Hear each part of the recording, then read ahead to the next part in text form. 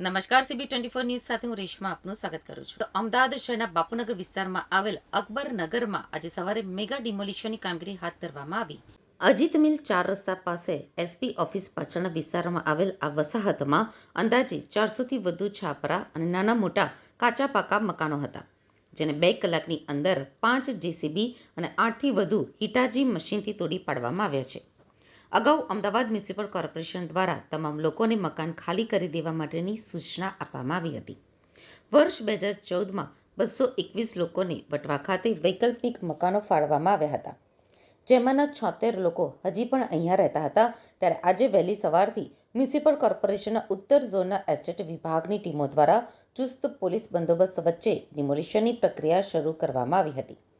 2 કલાકની અંદર અંદાજે 450 જેટલા કાચા પાકા દબાણો તોડી પાડવામાં આવ્યા છે.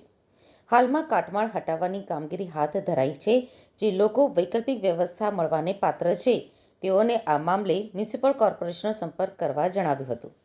વર્તમાન પત્રોમાં મ્યુનિસિપલ કોર્પોરેશન દ્વારા નોટિસ પણ આપવામાં આવી હતી, જે તમામ કાયદાકીય પ્રક્રિયા પૂર્ણ કર્યા બાદ આજે 29મી મેના રોજ વહેલી સવારે 7:30 વાગ્યાથી ચુસ્ત પોલીસ બંદોબસ્ત વચ્ચે 450થી વધુ નાના મોટા કાચા પાકા મકાનો તોડી પાડવામાં આવ્યા છે.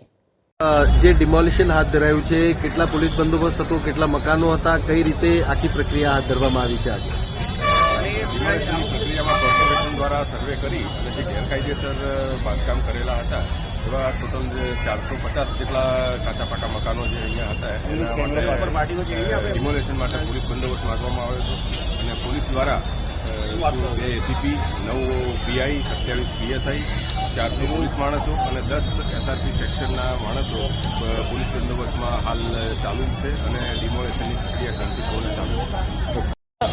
ડિમોલેશન કરવામાં આવ્યું છે.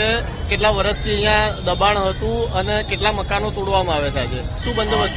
છેલ્લે 2000 કહેવાય કે ટોટલ 1987માં આનું ડિમોલેશન થયું હતું. એના પછી અહીંયા વખત સર્વે કરવામાં આવ્યું હતું. બાપુનગર વોર્ડમાં આવેલી ટીપી સ્કીમ નંબર 11માં 3 સર્વે નંબર છે, જેમાં પર્ટિક્યુલર SP ઓફિસની પાછળના પોકેટમાં 450 જેટલા બાંધકામો હતા. તેમાં તમામ નોટિસની પ્રક્રિયા પૂર્ણ કરી આજે 450થી 500 પોલીસ સ્ટાફના મદદ સાથે ડિમોલેશનની કાર્યવાહી શરૂ કરેલી છે. ટોટલ 15,000 ચોરસ ફૂટ જેટલી જગ્યા ખુલ્લી થશે. કેટલા દબાણો હતા, કેટલા મશીનરીનો ઉપયોગ કરવામાં આવ્યો છે અને હવે અહીંયા કેવી રીતે આગળ કામગીરી થશે? ટોટલ 15,000 ચોરસ ફૂટ જેટલી જગ્યા ખુલ્લી થશે, જેના માટે ટોટલ 9 હિટાચી, 5 JCB, 150 જેટલા મજૂરો અને અન્ય 2 ઝોનની એસ્ટેટની ટીમ પણ મદદ માટે ઉપયોગ કરવામાં આવે છે. આ પ્લોટ ખુલ્લા થાય પછી અહીંયા પબ્લિક કમ્યુનિટીઝ માટેના સાધનો જે છે કે જિમ્નેઝિયમ છે, લાઇબ્રેરી છે, કે પછી સ્પોર્ટ્સ કોમ્પ્લેક્સ છે, વોર્ડ ઓફિસ છે, આ પ્રકારનું આયોજન કરવાનું વિચારણા